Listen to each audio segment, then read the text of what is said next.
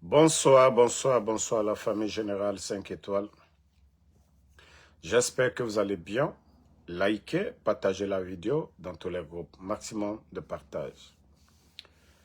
Transition CNRD.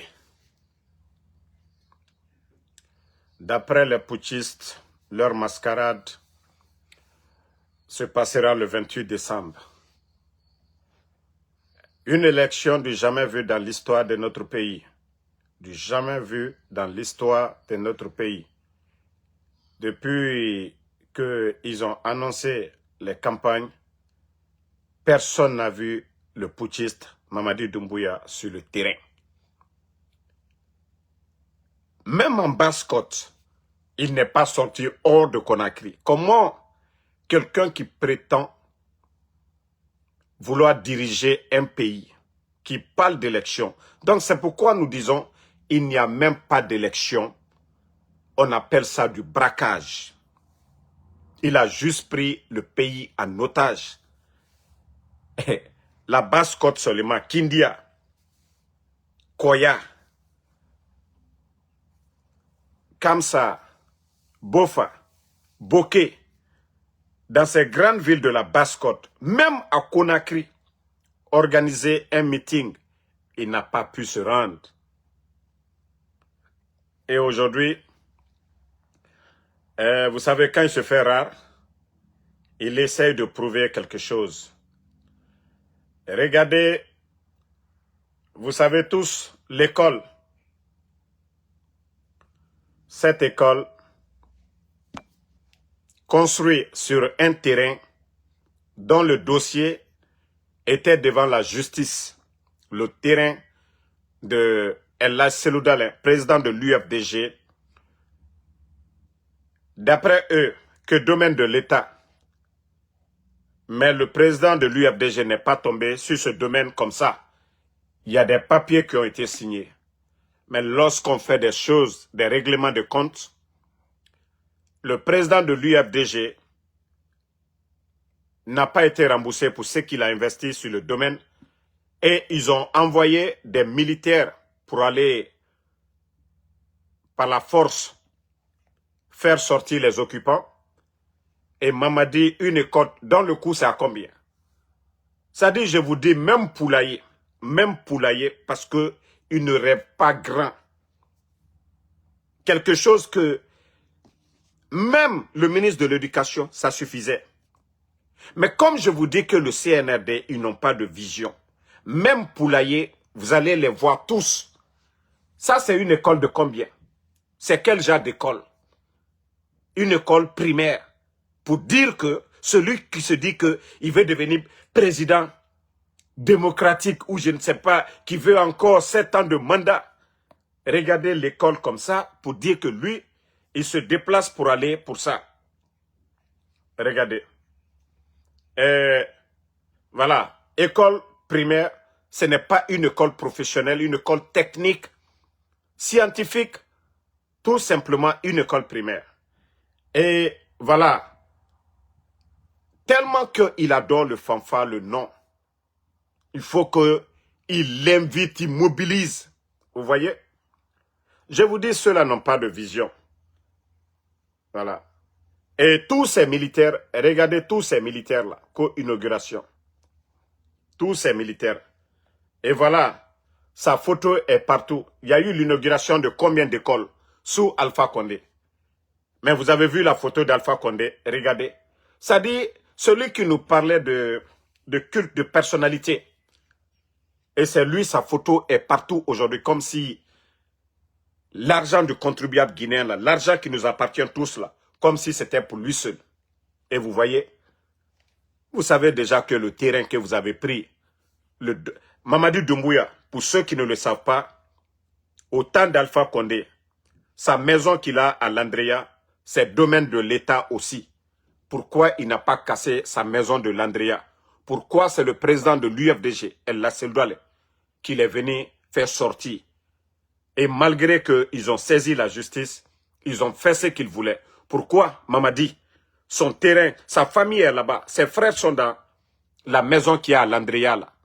Pourtant, il a signé aussi de la manière dont il a signé pour avoir le terrain de l'Andrea là, au temps d'Alpha Condé, et c'est comme ça le président de l'UFDG. Le terrain là, voilà, ce sont des bails à long terme. Donc, ils ne peuvent pas venir faire sortir le président de l'UFDG de la sorte et regarder sa photo, une école primaire, avec tout le bruit autour de Simandou, que vous êtes venu. Voilà, voici son ministre qui est là-bas, le ministre de l'Éducation. Ça n'a pas suffi. Et regardez encore Djiba Diakité. Et c'est là le Guinéen doit beaucoup réfléchir pour dire que ceux-là, ils n'ont pas d'ambition. Une école primaire. C'est-à-dire tout un gouvernement se déplace pour aller à l'inauguration d'une école primaire. Ah, la Guinée. Partagez. Vous savez, nos pages, il n'y a pas de... Surtout du côté de la Guinée, ils ont réduit le débit de connexion. Donc, il faut beaucoup partager les vidéos, s'il vous plaît. Partagez au maximum les cœurs. Voilà. Partagez avec beaucoup de cœur. Beaucoup de cœur. Partagez. Voilà, comme je vous ai dit, Mamadi et son clan ne rêvent pas grand. Dans un pays où il y a le sérieux, ils n'allaient pas se déplacer pour aller. Et regardez où les vrais chefs d'État doivent se déplacer pour aller. Les vrais chefs d'État, malgré que vous avez vu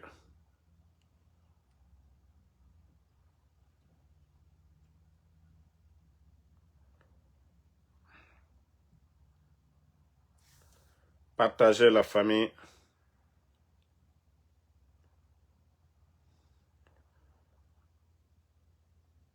vous avez vu, c'était l'inauguration du centre hospitalier, c'est-à-dire du côté de Bobo Dioulasso au Burkina Faso. Vous voyez, ils étaient là.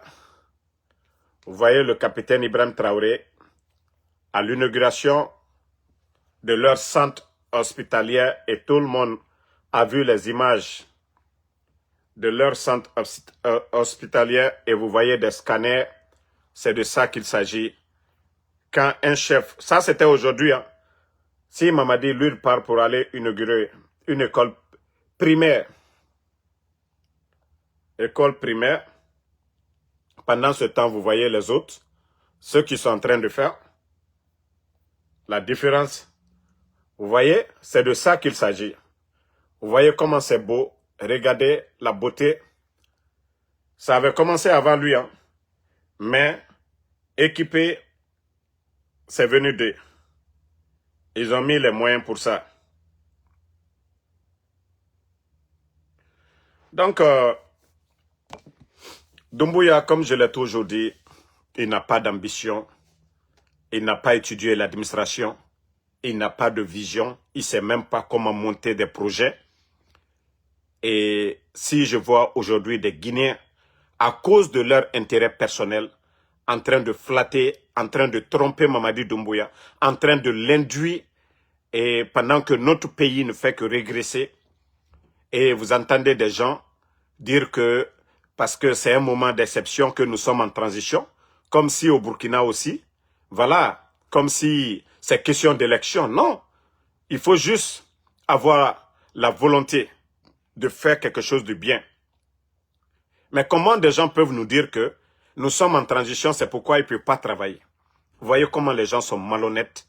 C'est-à-dire quand il n'y a pas d'argument à donner, on dit non, nous sommes en transition, comme si Mamadi aujourd'hui le pouvoir est partagé. D'abord vous prenez le Parlement, le CNT aujourd'hui, qui est contrôlé à 100% par le CNRD. Tout ce que dans ça décide, c'est ce qui est exécuté. Ils prennent qui aujourd'hui s'oppose au CNRD? Est-ce qu'il y a un contre-pouvoir aujourd'hui, les médias fermés? Et quand les voyous me disent aujourd'hui que non, si Mamadi, voilà, que c'est une période, voilà, compliquée. Compliquée où? Compliquée où? Ça dit, franchement, il faut arrêter à un moment donné de... Si vous n'avez pas d'argument à donner devant les Guinéens, c'est mieux de ne absolument rien dire. Parce que ça ne va rien changer. Ça ne va absolument rien changer. Bon, famille, comme je vous ai dit, le CNRD, ils viennent d'arriver en politique. Ils ne connaissent rien de la politique.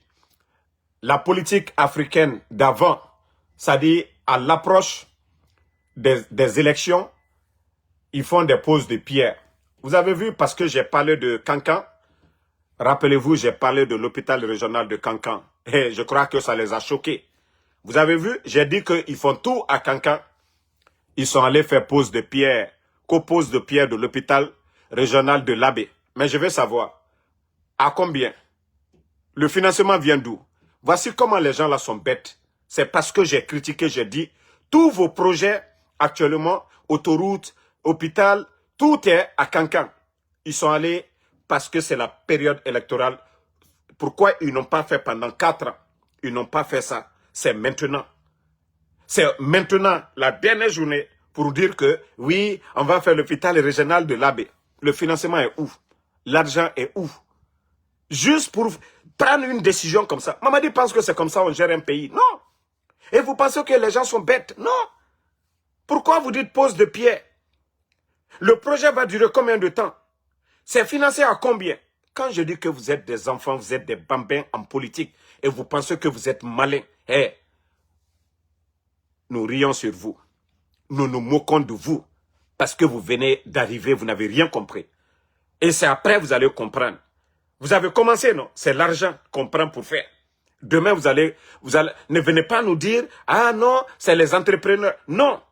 Le marché a été attribué comment? Voici des questions. C'est-à-dire, les gens là pensent qu'on est bête parce que Damaro a critiqué, oui, l'hôpital régional, vous faites tout à du côté de Kankan. Oui, on vient, pose de pierre, l'hôpital régional. Pourtant, vous êtes en campagne. S'il y avait la volonté, là, c'était depuis longtemps. Mais ce n'est pas comme ça. Et vous allez vous piéger. Vous allez vous piéger vous-même. Parce que vous n'avez pas d'argent. Vous n'avez pas d'argent, les caisses sont vides. Qui va financer l'hôpital là? Pour Kankan, là, on sait, c'est les Français. Maintenant, vous avez combien dans les caisses pour dire que vous pouvez faire des projets phares? C'est-à-dire, c'est quand on vous critique, vous avez honte maintenant. C'est quand on vous critique que vous essayez, que oui, vous allez faire quelque chose. Même, il faut voir les routes là. L'Abbé, je crois que c'est l'Abbé Pita ou quoi là. Vous avez vu comment ils ont pris des machines. Vous-même, vous saviez pour faire les routes, les équipements qu'il faut pour faire les routes là. Mais ils ont pris 2, 3, 4 machines pour commencer à gratter à côté. Pour tromper, pour dire aux gens, ah non, non, non, la volonté de Mamadi Doumbouya. Réveillez-vous, réveillez-vous. Avant, c'est comme ça. Les chefs, les dictateurs avant, vous avez vu, on parle de Paul Biya, que l'autoroute, ça fait 20 ans. 20 ans, ils sont en train de faire autoroute, combien de kilomètres? Jusqu'à présent, ce n'est pas terminé. Mais quand ils sont en période électorale, ils essayent de prendre les machines, mettre devant les gens comme s'ils veulent travailler. Donc, comme je vous ai dit, tout ça, c'est pour vous tromper, tout ça, c'est pour vous blaguer. Mamadi n'a pas la volonté de développer la Guinée. Il n'a pas les moyens au jour d'aujourd'hui. Donc, tous ces chantiers-là, il faut de l'argent. Et vous savez que 1 kilomètre de route aujourd'hui, c'est plus de... Normalement, si c'est bien fait, je crois que c'est plus de 1 200 000 $. Et aujourd'hui, et vous savez, entre ces préfectures aujourd'hui, c'est combien de kilomètres? Et voyant que les caisses sont vides, et le financement, ça ne vient pas de l'extérieur. Donc, il ne faut pas que vous allez rêver avec ces 2, 3 machines qu'ils prennent aujourd'hui. Ils disent aux entrepreneurs, allez-y et juste gratter à côté. Comme ça, on va leur dire que nous sommes engagés. C'est les élections. Ils vont se calmer, ils vont voter. Tout ça, réveillez-vous, famille. Ça, ce n'est pas comme ça qu'on fait les projets de route. Quand il y a projet de route, tout est discuté. Tout est le montant qu'on doit prendre, le budget est déjà voté. On met devant les gens quand est-ce que le projet doit démarrer et quand est-ce que ça doit terminer. La société qui a le contrat, et c'est comme ça se passe dans un pays normal. Mais comme ces gens-là pensent que nous n'avons rien dans la tête, qu'ils peuvent continuer toujours à tromper les Guinéens, voilà, avec 2, 3, 4 machines pour tromper la population, ça ne marchera pas. Voilà. Donc, réveillez-vous, hein, peuple de Guinée. Réveillez-vous, peuple de Guinée. réveillez-vous encore. Parce que Mamadi et son clan pensent qu'ils vont tellement nous induire en erreur, nous tromper. Et ça ne va pas marcher. Bon, famille, comme je vous ai dit, c'est des incompétents, ils ne sont même pas intelligents. Vous savez aujourd'hui, ce que les compagnies téléphoniques apportent à l'ARPT, ce que les compagnies téléphoniques payent comme impôt à l'État guinéen, vous savez, Orange, MTN aujourd'hui qu'ils ont racheté, MTN vu que voilà, la Guinée est devenue un pays de brigands, MTN aujourd'hui a presque laissé leur part à l'État guinéen. Ils ont tout laissé, voilà.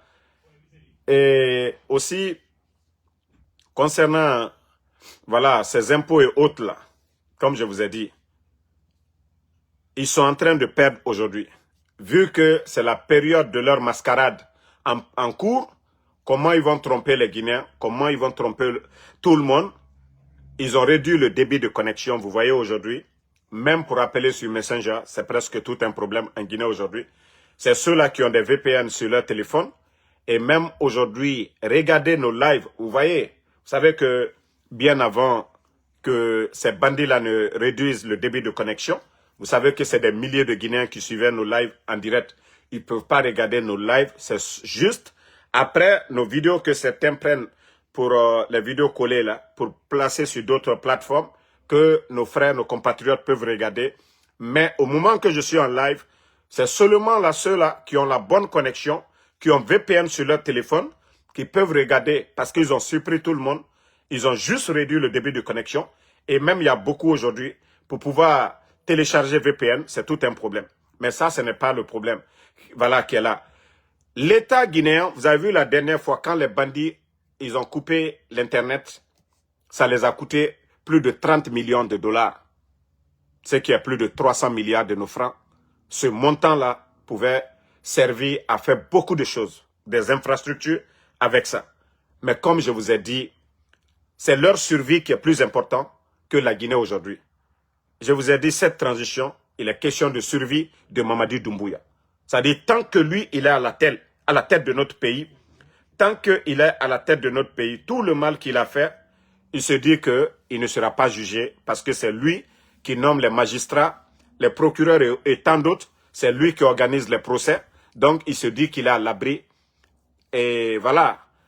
Même si les Guinéens souffrent, même si on ne crée pas des projets, tant que lui, il mange les miettes qui rentrent, et tant que lui, il a sa part, c'est lui qui décide de ce qu'on doit faire de l'argent du contribuable guinéen, pour lui, ça va. Mais il faut voir aujourd'hui notre économie. Donc, Mamadi Doumbouya préfère aujourd'hui priver les Guinéens d'informations.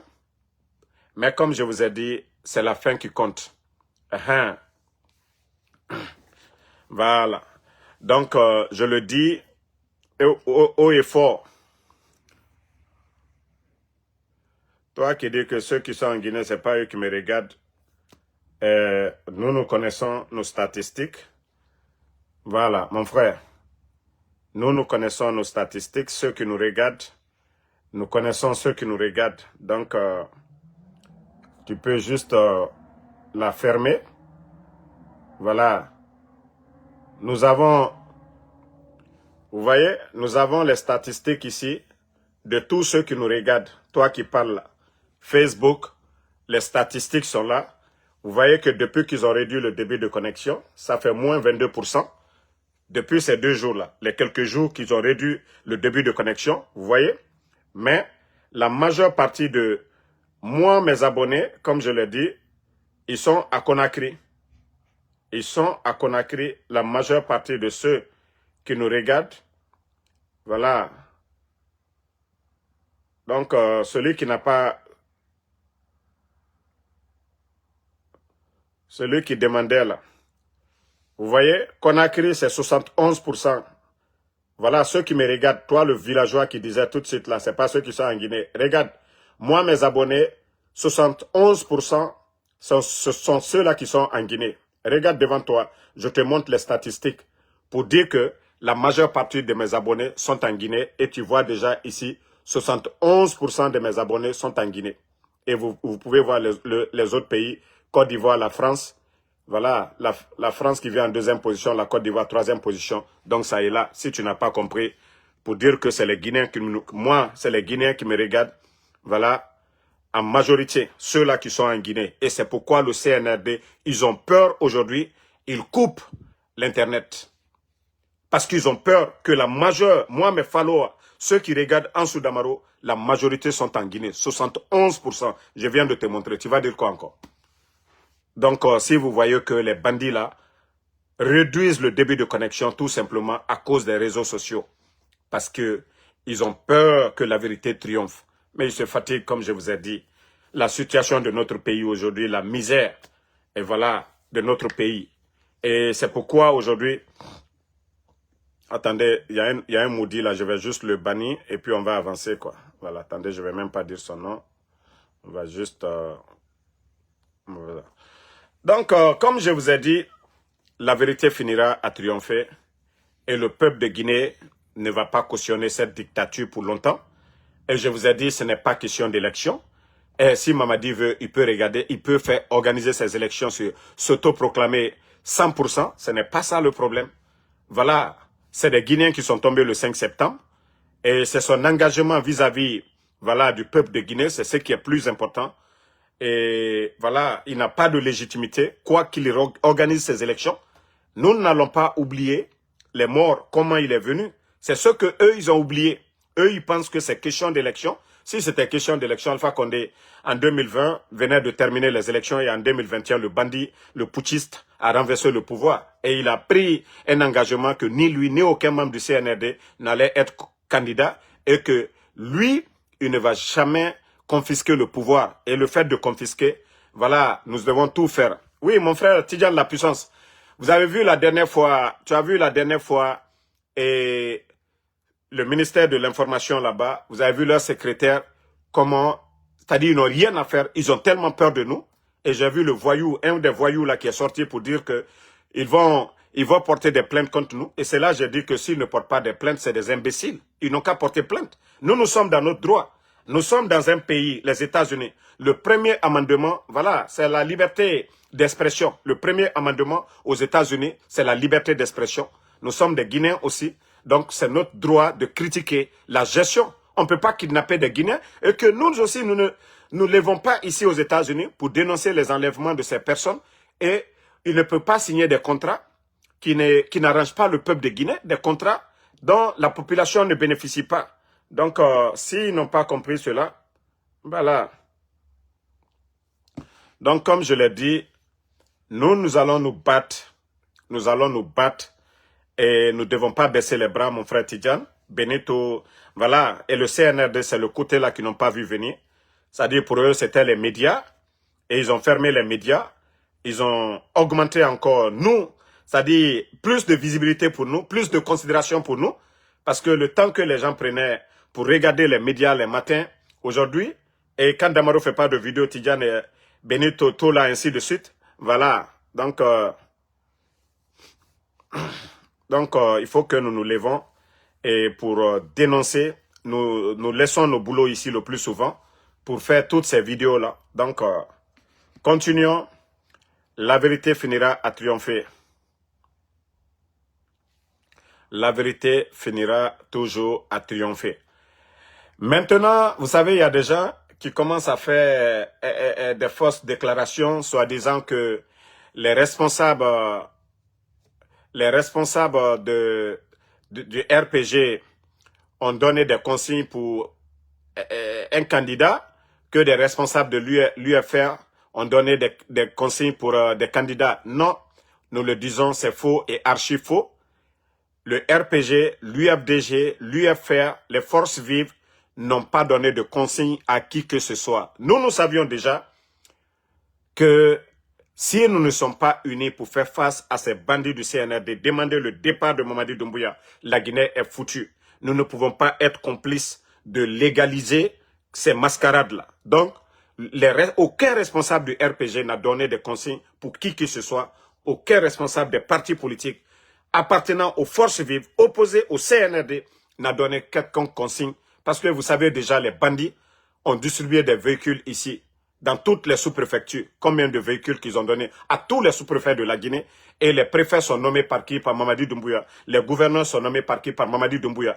Tous les chefs de quartier ont été changés par Mamadi Doumbouya. La direction qui organise, en principe, ils avaient dit que cette direction ne devait pas organiser les élections. En plus de ça, la direction qui organise ces élections, la directrice est nommée par Mamadi Doumbouya. Donc, quelle élection dont on parle? C'est une sélection. Donc, nous, on s'en fout et on le dit haut et fort. Nous demandons humblement aux soldats patriotes, aux militaires patriotes, voilà, de changer la donne. Ce n'est pas ça la démocratie. On ne peut pas être dans la dictature. On ne peut pas accompagner, on ne peut pas cautionner. Nous sommes des Guinéens. Nous demandons le changement. Ce n'est pas ce changement que l'opposition a demandé. Aussi simple que ça, nous demandons aux vrais soldats, aux patriotes, de changer la donne. Mamadi ne peut pas faire le coup d'État au président Alpha Condé, parlant de troisième mandat, parlant de non-respect des engagements. Et aujourd'hui, lui, il fait pire que ce que lui, il critiquait hier, qu'il trouvait que ce n'était pas normal. Et aujourd'hui, lui, il confisque le pouvoir. Il n'y a que lui seul. Et l'administration aujourd'hui guinéenne est dirigée par des tocards. Donc, comme on le dit, ça ne va pas marcher. Et pourquoi ils ont peur? Ils ferment les médias. Vous savez, l'arme qui dérange aujourd'hui les dictateurs, c'est les critiques, c'est les dénonciations. Vous savez, pour déstabiliser un dictateur, il faut critiquer, il faut dénoncer. Et ça, le dictateur, ils ont peur de ça. Celui qui a été nommé légalement, vous avez vu le président Fakonde, il y a eu combien de critiques? Il y a eu combien de critiques? Quand vous êtes là, voilà, vous n'avez peur de rien. Mais si vous voyez que les dictateurs, ils vont jusqu'à fermer les médias, à kidnapper des journalistes, voilà, à faire taire toutes les voix opposées, c'est parce que, voilà, ça c'est leur faiblesse. Donc c'est pourquoi nous devons multiplier les critiques, multiplier les dénonciations. Nous ne devons pas avoir peur. Vous avez vu, ils avaient envoyé un de leurs éléments ici aux États-Unis pour nous intimider, Benito, Tidjane et moi, les Matou, pour que nous ayons peur. Moi, je les ai dit, ils peuvent faire tout ce qu'ils veulent. Ils peuvent aller prendre tout mon village à Damaro. Mais le problème, c'est eux. Si ils n'étaient pas là, ils n'allaient pas prendre les parents des gens. Même s'ils vont prendre, moi, toute ma famille, comme je le dis, moi, je ne vais pas arrêter. Ils ne vont pas me rendre faible parce que je suis conscient. Pour que nos parents soient libres, il faudrait que les bandits la dégagent. C'est ça la vérité. Donc, et comme eux, ils n'ont pas compris, les actes que eux-mêmes ils posent se retournent contre eux. Voilà, il faut voir l'image de notre pays aujourd'hui. Vous avez vu les Nations Unies. Voilà la pression de l'Union européenne qui demande de libérer les enfants. L'UNICEF aujourd'hui qui demande la libération des enfants de Eli Kamando, qui demande la libération de toutes les personnes. Et au-delà de ça, la fermeture des médias aujourd'hui. La fermeture des médias. Tapoter, bon, liker parce qu'on me dit que ça bègue. Donc tout ça là, ça les dérange. Le fait de dénoncer. Vous savez, le bandit, quand le bandit se lève la nuit, choisit la nuit pour aller voler. Mais une fois que les gens allument la lumière, ils paniquent. Quand la lumière est sur eux, ils paniquent. Et nous, nos critiques, nos vidéos, c'est comme ça les dérange. C'est comme ils sont dans le noir, ils font le mal. Vous voyez les personnes qui sont tuées, les personnes enlevées, nous venons toujours dénoncer les enlèvements. Et si nous ne dénonçons pas, la population va croire, le peuple, les gens vont penser que tout va bien.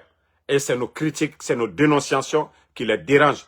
Parce qu'ils ne sont pas démocrates, parce qu'ils ne sont pas là pour l'intérêt du peuple de Guinée. Ils sont juste là pour se remplir les poches. Et ils ont pris du goût au pouvoir. Ils ne veulent pas dégager. Mais comme je le dis, on ne va pas vous donner les détails, mais ils vont dégager. Ce qui reste clair. Voilà, on ne va pas donner de détails. Ils seront surpris et ils vont dégager. Mais pour atteindre ce niveau, il faudrait que c'est nous qui soyons là pour dénoncer. Et c'est le peuple qui doit se lever pour dire trop c'est trop. Il est temps de mettre fin à ces dérives autoritaires. C'est le peuple qui doit décider ça. Mais Onogaro, Berenogaro, Yakosia, Moutondi, Nondi Falade, la Guinée n'en perd. Et Mourabor Inakianare, 4 ans déjà, le bilan, vous savez tous que c'est négatif. Il n'y a jamais eu un projet clé du CNRD tous les autres projets, que ce soit projet de route, voilà, programme Simandou, initié par le gouvernement d'Alpha Condé, plus de 700 millions de dollars pour les routes nationales. Et même ça, les bandits, ils ont mis la pression sur les Chinois. L'argent du contribuable est parti à l'eau, plus de 700 millions. Et les échangeurs, nous le savions tous, même pose de pierre de leur passerelle, au lieu de faire l'échangeur du côté de Kagbele. Et même ça, c'est le président Fakonde qui a fait la pose de pierre. Donc les bandits sont venus juste parce qu'ils sont là, c'est une continuité. Ils n'ont rien signé, ils n'ont rien monté, ils n'ont rien financé, rien ne vient des caisses de l'État. Je vous ai parlé beaucoup de l'accord 4 des 20 milliards que le président Fakonde avait obtenu auprès de la Chine. Et beaucoup de projets étaient financés dans ce programme. Mais à travers leur politique de servir la France, aujourd'hui la Guinée, l'accord 4 des 20 milliards est parti à l'eau. Et ce qui fait qu'aujourd'hui le pays est endetté. L'accord 4 nous évitait. Pendant 20 ans, la Guinée n'avait pas besoin d'aller pleurnicher. La Guinée n'avait pas besoin de venir auprès du FMI, comme eux, ils sont en train de le faire aujourd'hui. L'accord cadre et avec tous ces barrages en cours, si les barrages-là restaient au compte de l'État guinéen avec Simandou, je crois que notre pays allait être vraiment un pays émergent. Mais comme c'est des bandits, c'est des tokas, c'est des gens qui n'ont pas de vision, comme je vous ai dit, Guy Badiakité, voilà, le CNR2 qui se tape la poitrine, qu'ils ont obtenu 15% et vous voyez des gens qui sont intellectuels, les Guillaume Aouid, venir bavader devant les Guinéens. Dans le code minier de la Guinée, ça même c'est pas Alpha Condé, ça c'est avant Alpha Condé. Voilà, dans l'histoire de notre pays, le code minier guinéen, il n'y a pas de 0%, il n'y a pas moins de 15%. Le code minier de la Guinée, ça commence à partir de 15%. Ça c'est cadeau. Il n'y a pas d'effort, il n'y a pas de magie, il n'y a pas de négociation.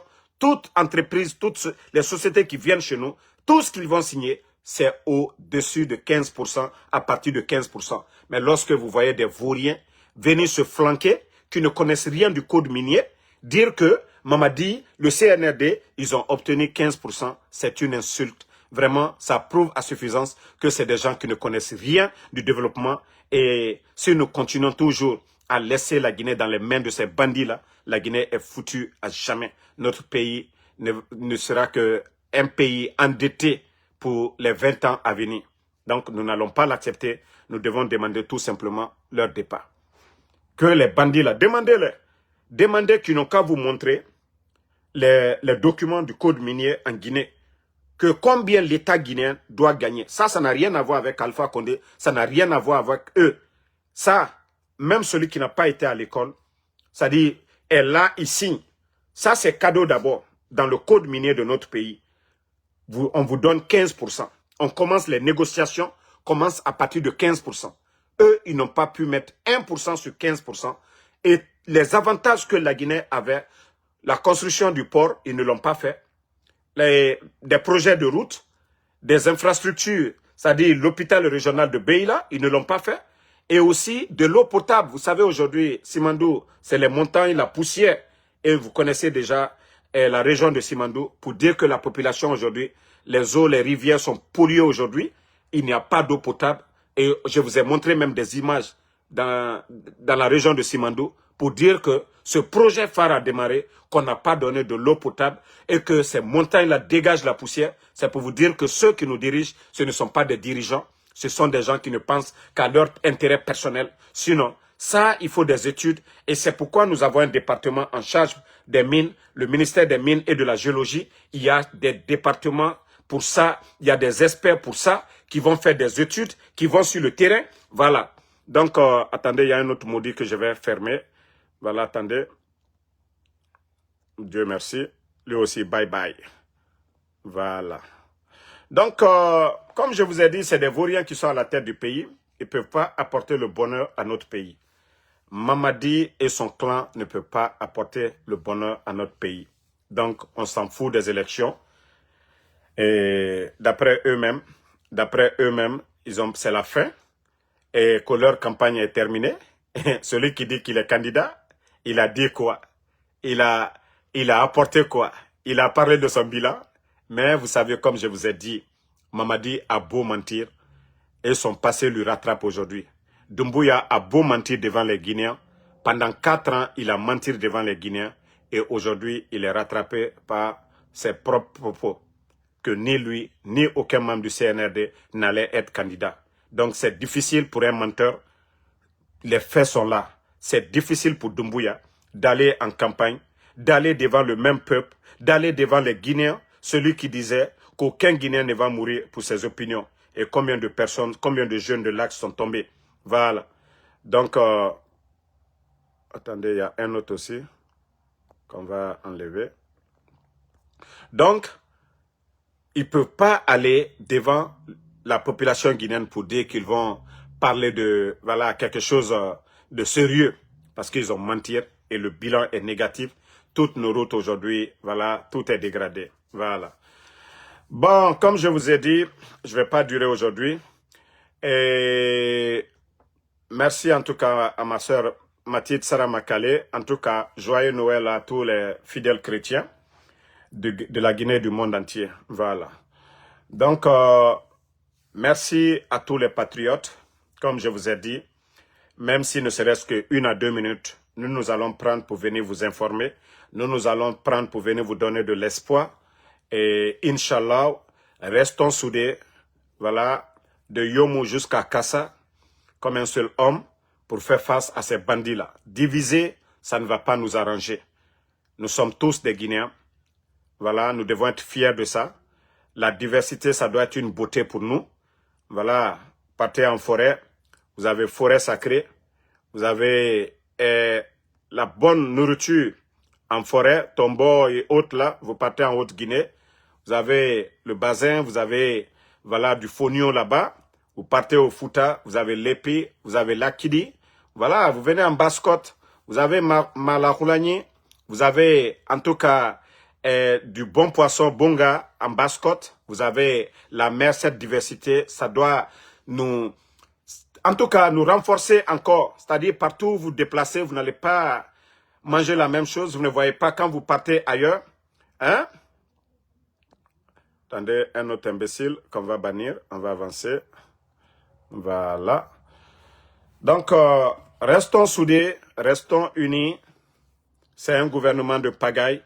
Un gouvernement qui n'est pas là pour développer la Guinée.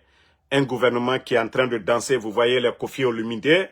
Et vous savez que c'est des milliards en francs guinéens qui sortent pour entretenir les hôtels. Vous savez que Kofi Olomide, pour le déplacer, il faut beaucoup d'argent. Ce sont des artistes. Vous voyez le nombre de personnes qui l'accompagnent. Et tout ça, c'est l'argent du contribuable guinéen. L'argent qu'on pouvait prendre pour équiper nos écoles, faire certains projets de développement. Mais comme je vous ai dit, Mamadi Doumbouya, c'est ce père de famille qui ne nourrit pas, qui ne prend pas soin de sa famille, qui veut toujours prouver au dehors que lui, il est généreux, mais pourtant sa générosité ne touche pas sa famille. C'est la différence entre Mamadi Doumbouya et certains chefs d'État. Certains chefs d'État se battent d'abord l'argent qu'ils ont pour s'occuper de leur peuple. Mais Mamadi Doumbouya, ils veulent faire croire au monde entier que tout va bien. Vous n'entendez pas des histoires de paradis.